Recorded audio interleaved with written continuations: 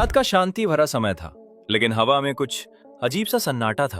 और फिर अचानक एकाएक गोलियों की गूंज ने उस सन्नाटे को चीख में बदल दिया। कनाडा की सड़कों पर हुआ यह हमला कोई आम घटना नहीं थी, क्योंकि इस बार निशाने पर था हंसी का बादशाह कपिल शर्मा। वही कपिल जिसने करोड़ों लोगों को उनके दर्द से दूर करके मुस्कुराना सिखाया, जिसने हर गम को जोक में बदला, हर आंसू को ठहाकों को। लेकिन आज उस शख्स की जिंदगी खुद खौफ के साए में है। जिसने लोगों को हंसाया, अब वही खुद एक साजिश का शिकार हो गया है। और यह हमला सिर्फ कपिल तक सीमित नहीं था। उनकी पत्नी गिनी भी उस रात उनके साथ मौजूद थी जब गोलियों की बौछार हुई। सवाल ये नहीं कि हमला हुआ, सवाल ये है कि क्यों हुआ। कौन है वो जो हंसी से इतना डर गया कि उसे खामोश करने के लिए हथियार उठा लिया।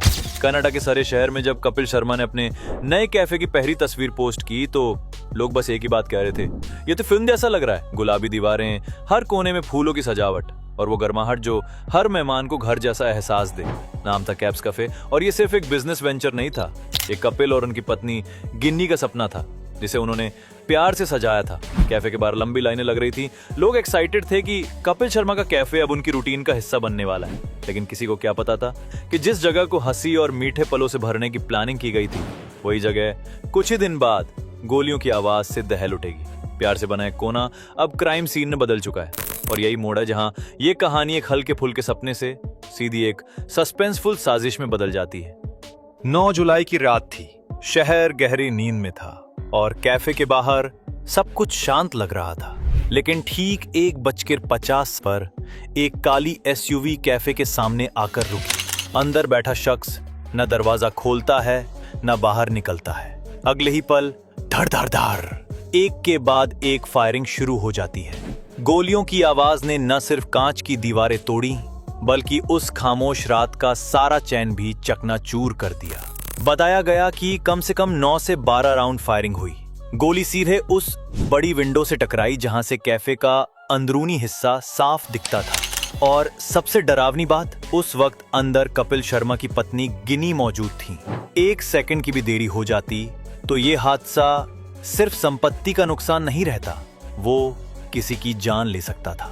सोचिए, अगर उनमें से एक भी गोली कुछ सेंटीमीटर दाएं बाएं लगती तो आज खबर कुछ और होती।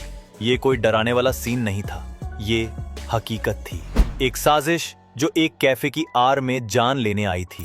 और अब ये साफ हो चुका था, मकसद सिर्फ डर फैलाना नहीं था, निशाना बहुत साफ और पर्सनल था।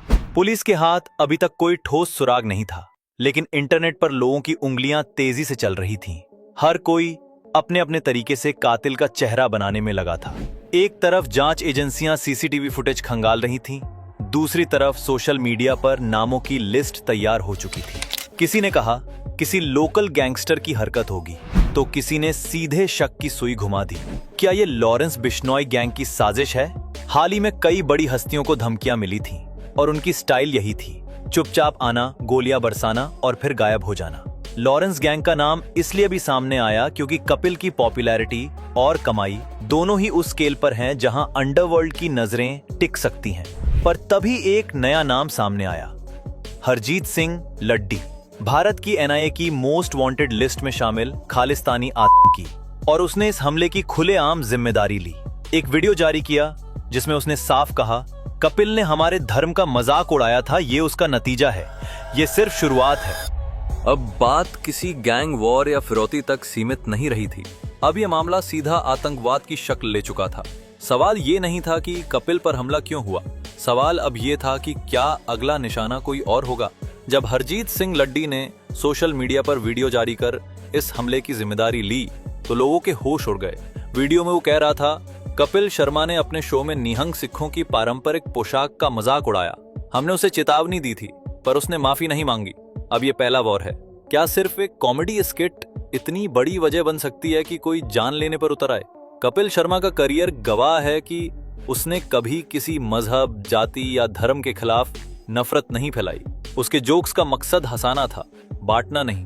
फिर भी इस तरह निशाना बनाना क्या वाकई आस्था की रक्षा थी या कोई पुराना एजेंडा अब धर्म की आड़ में खेला जा रहा था? लोगों के मन में एक और सवाल उभरा, क्या यह हमला सिर्फ मजहबी भावनाओं के कारण था या फिर इसका इस्तेमाल करके कुछ और हासिल करना था? शायद एक मैसेज देना, एक डर बनाना या फिर किसी पॉलिटिकल मकसद की नींव रखना, क्योंकि हमला सिर्फ कपिल शर्मा पर नहीं था। ये एक सोच पर हमला था, वो सोच जो हंसने की आजादी देती है, वो सोच जो कहने की आजादी बचा कर रखती है।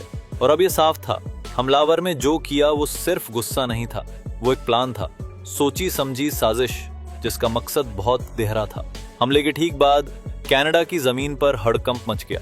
सरे पुलिस और डेल्टा पुलिस ने केस को हाई अलर्ट पे डाल दिया।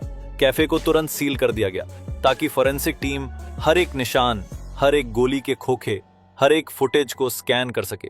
सीसीटीवी कैमरों से साफ दिखा, हमलावर कुछ ही मिनटों में आया और चला गया। चेहरा ढका हुआ, गाड़ी बिना नंबर प्लेट की। Professional move.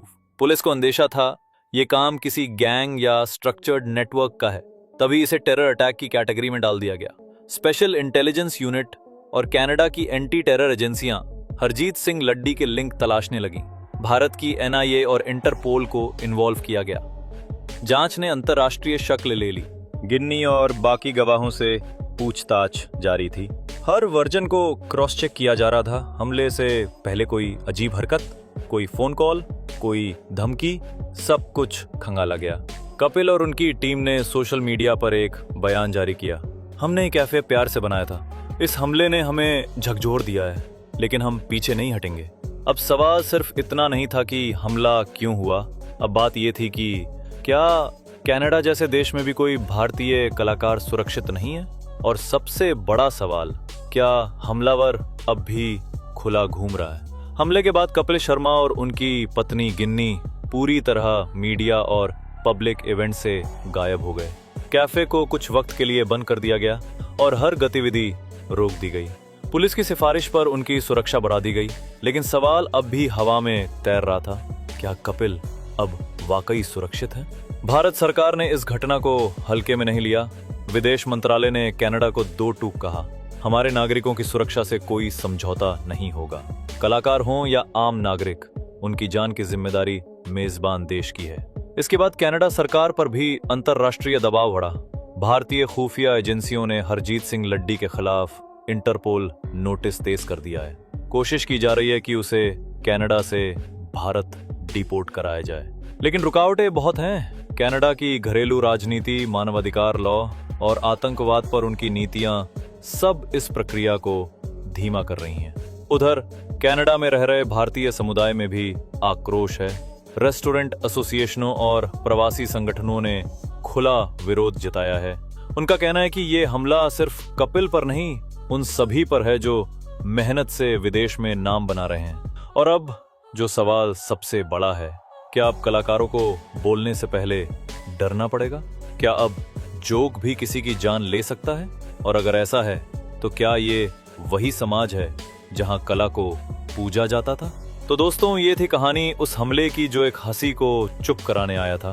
एक ऐसा हमला जो बता रहा है कि अब माइक उठाना भी खतरे से खाली नहीं है। अब ये सिर्फ पुलिस केस नहीं, ये एक सोच का युद्ध है कि क्या आज भी हम विचार रखने की आजादी में यकीन रखते हैं या फिर डर के साए में जीना हमारी नई रियलिटी बन गई है। आपका इस मुद्दे पर क्या सोचना है, हमें नीचे कमेंट्स में जरूर बताएं। अगर वीडियो पसंद आया हो तो लाइक करें, शेयर करें और ऐसे ही रियल और जरूरी कंटेंट के लिए चैनल को सब्सक्राइब करना ना भूलें।